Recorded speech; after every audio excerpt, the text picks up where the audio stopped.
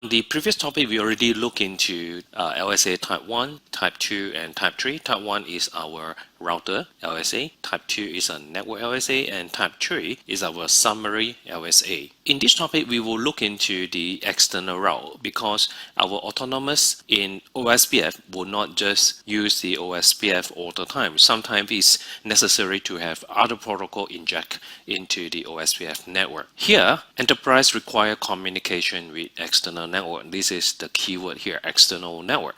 So suppose the OSPF protocol has been deployed in Company A enterprise network to enable internal communication. When there is a need to visit web server situated on the enterprise network of Company B, as a network engineer of Company A, how would you import routing information from Company B's enterprise network to accomplish your goal? Well, the answer is import route. So assuming that now Company B is using RIP, and we are using OSPF. So we introduce RIP in OSPF. That we need to have additional LSA. This is exactly what this topic is all about. By the end of this topic, you will able to understand the function of AS external LSA, which is a type 5, and ASBR summary LSA, which is a autonomous system boundary router summary link state advertisement.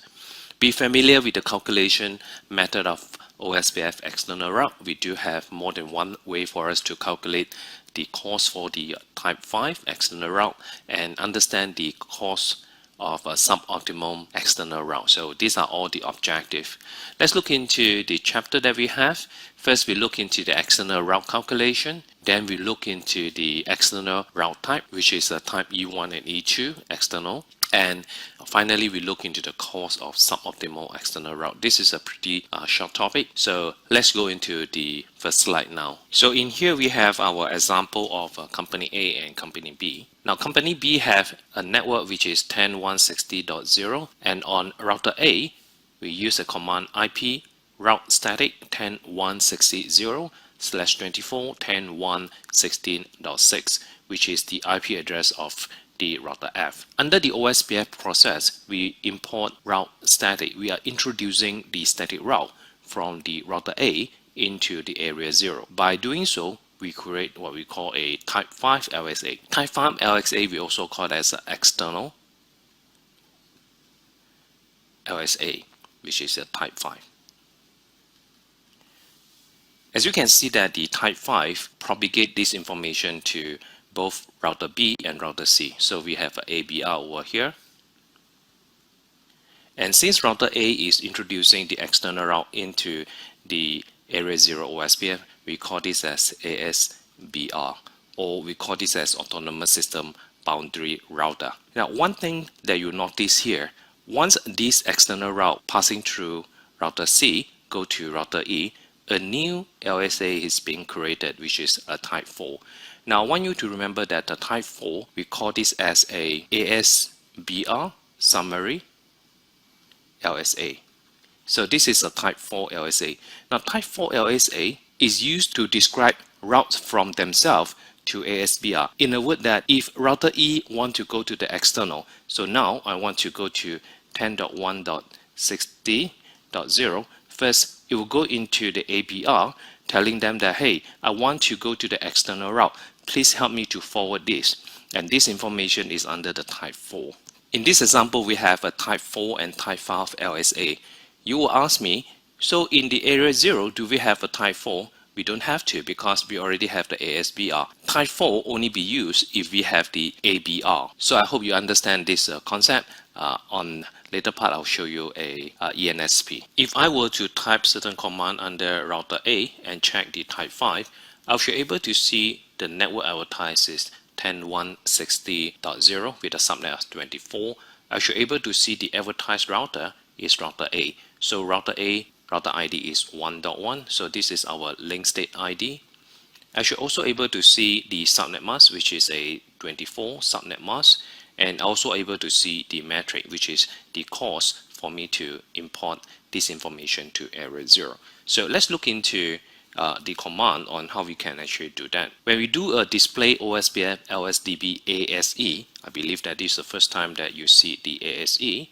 Alright, so this is a type 5 LSA. So here we have the type external, that indicate the type is external.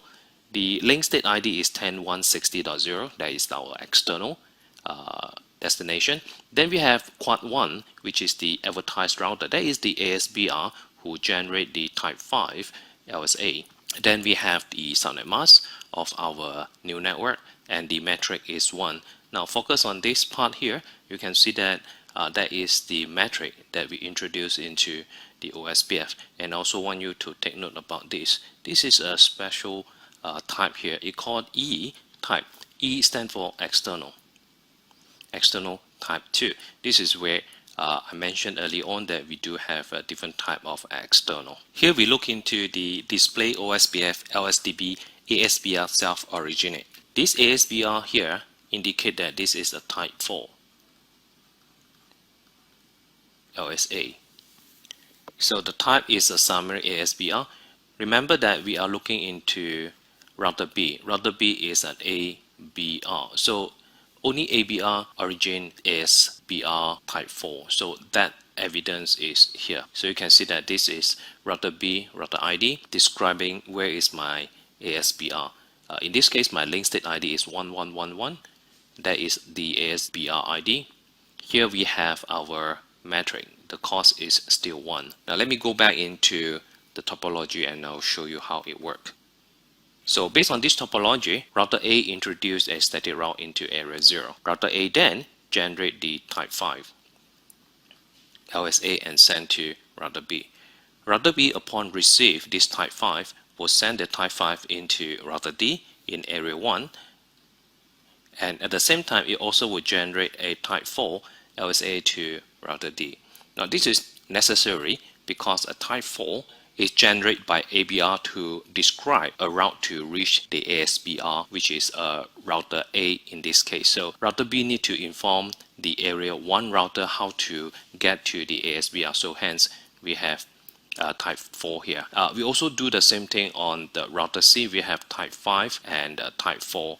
But in this case, router E will see the ASBR originate from a router C instead of router B. So as long as there is an ABR and there is a type 5, then type 4 will automatically generate that. So same thing over here. We have ABR, we have type 5, type 4 will automatically generate that. I'll verify that when we touch on the ENSP later on. We now examine the external route calculation. Here we have a topology. Let me complete this. So I have a router D here, and I also have a router E. I have an area 0 over here. I have area 1, and also have area 2 over here. Now when this route 10.1.60.0 is injected to area 0, the cost is 1. This information of a type 5 was sent to router B. Router B, upon receive this type 5, will send this into router D. So it's still a type 5, but its reference to where it come from, this reference is in type 4, telling router D how you can reach the ASBR, which is 1.1.1.1. Now the cost that you receive is a cost of 1. The cost that router D will receive is also cost of 1 as well. The reasons being that in the external route we have external type 2 and external type 1. I will examine this external cost on the following slide on type 4 and type 5. Here we have a router A. Let me do a display IP interface brief. I have these interfaces. I have a gate 0 and I also have a loopback. As you can see, I have a loopback 10.160.1 which I have not advertised. And let me show you my OSPF configuration. So I just advertised area 0 with the network 10.1.123.0. Right now I'm going to advertise this 10.160.1 as an external route. And the way that I do that is just go into the import route direct. I can just import the direct route here, which is in this case the loopback.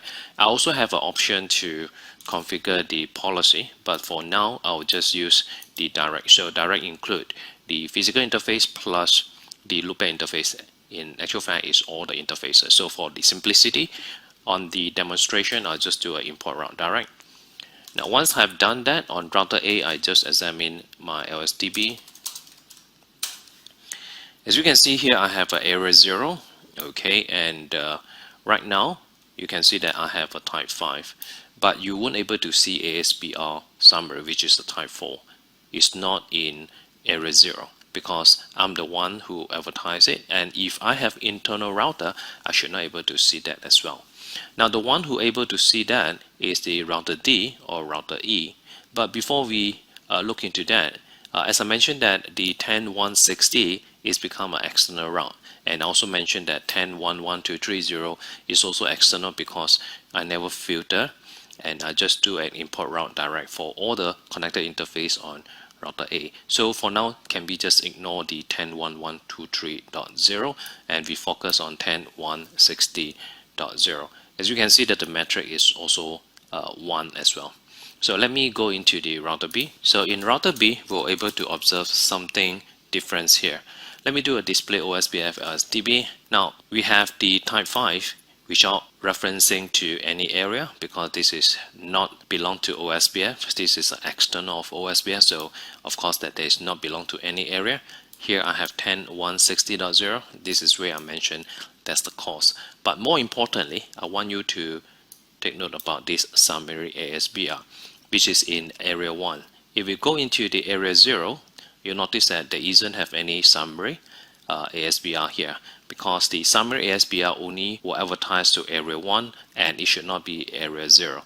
Here we have our link state ID describing where is the ASBR. So the ASBR is from router A. The one who advertise it is myself. Okay, and that's the metric number 1 here. So if I go to router D and I do a display OSPF LSDB, let's look into the type 4 ASBR. Okay, so I only have one ASBR, so I don't have to specify the IP address. So the type here is a summary ASBR that indicate that is a type 4. The LSID is 1111, which is the one who are doing the redistribution, which is the router A, and the one who advertises router B, which is a quad 2. Okay, so this is our summary ASBR. Then I would like to look into ASE. Now ASE is an external route. Okay, display OSPF LSDB ASE. Here my type is an external. My LSID is 10.1.1.2.3. Well, I also have, because this one is not what I really look for, I should actually focus into 10.1.60. This is the loopback that I introduced into our OSPF. The advertised router is 1111, which is here. So for me to go to 1111, I have to depend on my type 4 to go into the router B, and router B go into router A. Alright, that is indicated over here. And I also have a cost. Take note about the type 2. You also see that they also have a forwarding address. This is a address that will be used for you to do forwarding in a multi-access network. But for now, this is a point-to-point, even though it's a multi-access, but we do not need to use this information. Okay, so for now, I already show you two things. One is on the type 4, another one is on type 5. Since we are in the lab, let's examine router E as well. So I want you to take note that from router D perspective. Alright, so let me go back into here. This is the summary ASBR. You'll notice that the advertised router is router B. So if I go to router E, guess who is the advertised router? It will be router C, right? Which in this case, it should be 3333. So let's examine that. So let me go to router E. Okay, let's do a display OSPF LSDB ASBR. Okay, so this is my summary ASBR. So this is here. Alright, so okay, this is slightly different from what we have. It's because that this is area 2 and area 3. So I should actually look into the area 2 because just now I scroll right down in the area 3. Alright, so early on we did a lab on the virtual link, remember that? So on the area 2 here, we are able to see the advertised router is 3.3, which is correct, isn't it? And the one who did the origin of the external is 1.1, which is here. Okay, so that is on the router E, and since we are inside here also, we also have area 3. This is an area 3. So area 3, we have this virtual link already been created, so router F should be able to see our external route as well. So if I go back to router F, so when I do a display IP route protocol OSPF, you can see that the 10160 is also there. And because this is external, you can see that the preference is 150. Let me go to router E, display IP route protocol OSPF. Again, it's the same. The lab just now, I'll show you the external route. Here we are going to look into the external route type. The default external route type is the type 2, but let's look into type 1 external route. The cost for type 1 external route is equal to autonomous system internal cost plus the external cost. Internal cost is the OSPF internal cost. The external cost is the cost that we introduced to OSPF. And default OSPF will use a type 2, and type 2 AS external cost will not accumulating. Let me bring you back to the lab just now. Here we have the router A. Alright, so let me go back to router A, and I'm going to show you the config again. We have the import route direct. So I go back into the OSPF, then I do an import route direct, but I'm going to use a type.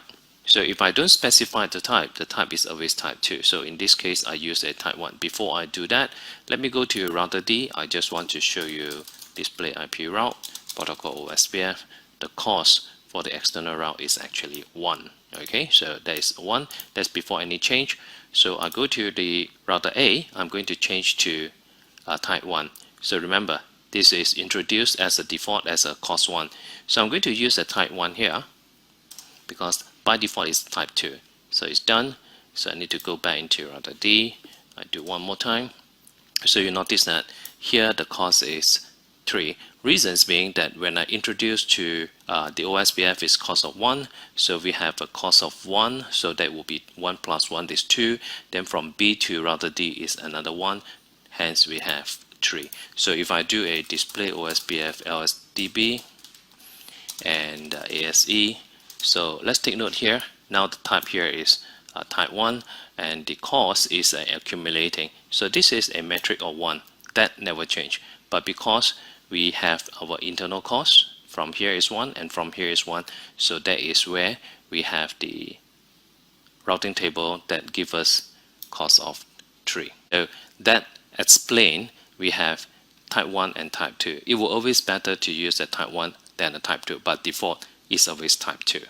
So in here we have a cost of suboptimum external route. Let's look into this topology. We have router A, B, and C are all in the multi-access network.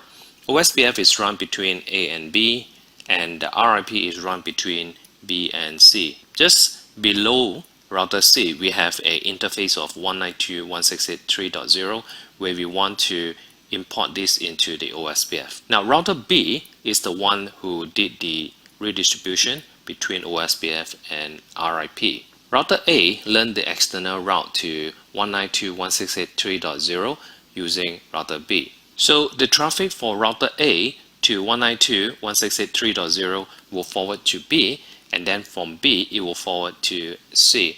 This is where the suboptimum route created. Alright, as you can see from here. So we have to solve this issue, and the way to solve this issue, we are going to use the forwarding address. If you take note on my earlier video, I did show you that the forwarding address is all 0, quad 0. But in this scenario, the route destination to 192.168.3.0 is origin from B, and the next hop is router C. And all of these are belong to the same network. So therefore, OSPF is very efficient in changing the forwarding address to .3 because router A and router C are belong to the same multi-access, and this information is in here. So one the information is received by router A is going to change the next hop to 10.1.123.3, where the router A do not send to B, but it will send to C directly. So this is the solution. All right, so we come to the end for this course. So we have 3 questions over here. The first question, what type of routers is an AS external LSA originated by, and what are the function of AS external LSA? Now the AS external LSA is a type 5 originated by ASBR. So what function are the LSA type 5? So type 5 is a LSA that you advertise to OSPF, right? To inform other OSPF router about the external route. So question number 2, what type of routers is an ASBR summary LSA originated by, and what is the function of ASBR summary LSA? So ASBR summary LSA is type 4, is originated by ABR, as I explained earlier on. And what the function of the ASBR summary LSA is for you to instruct the area that is being propagated to the ASBR. And question number 3, what 2 type of external routes that OSPF provide? Which type of routes has a higher priority? So we have 2 types of external route, which is type 1 and type 2. So type 1 external route have higher priority than type 2 external route, and the default is always type 2 unless that we change to type